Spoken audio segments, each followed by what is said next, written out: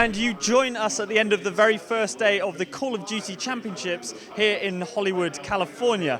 And the big news is that the Forico Dragons, the UK team which we followed in Cologne when Jane was over there, have tumbled out on the very first day during the round robin stage. And they were pretty emotional at the time. So that's bad news for the UK team. Within the same community, we've got Epsilon, who have made it through to the second day, Saturday, which is the biggest, longest day of the tournament, and they're looking pretty handy, good, working well together, quiet guys. Elsewhere in Group 1, the favourites Forico Impact basically cleaned house. They didn't drop a map at all.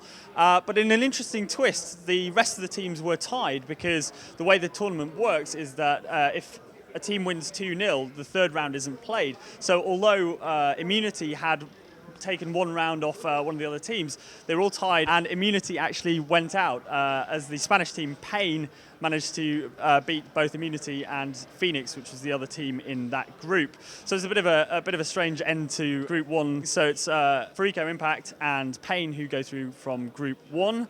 The most bizarre moment of the day happened in Group 5 when a player envious for the team Mind Freak turned around in his chair and pulled his controller out, and when he went to plug it back in, he hit the Xbox eject button, which is obviously a touch-sensitive button. I'm sure those of you who have the new shape Xbox at home have probably accidentally ejected the disc more than once.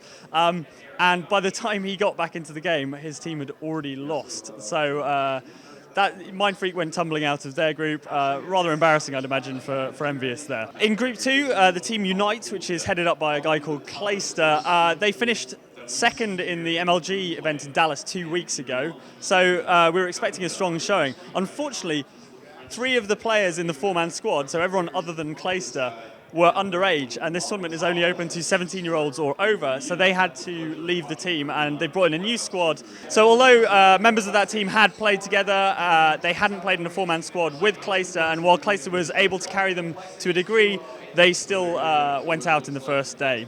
All right, so that's the best of the action here on the first day of the Call of Duty Championships in Hollywood, California. Join us tomorrow for more action. 16 teams have gone out, but another 16 still in with a chance of taking home some of that $1 million prize fund and a very, very large trophy that's sitting over there. So please do join us tomorrow for more.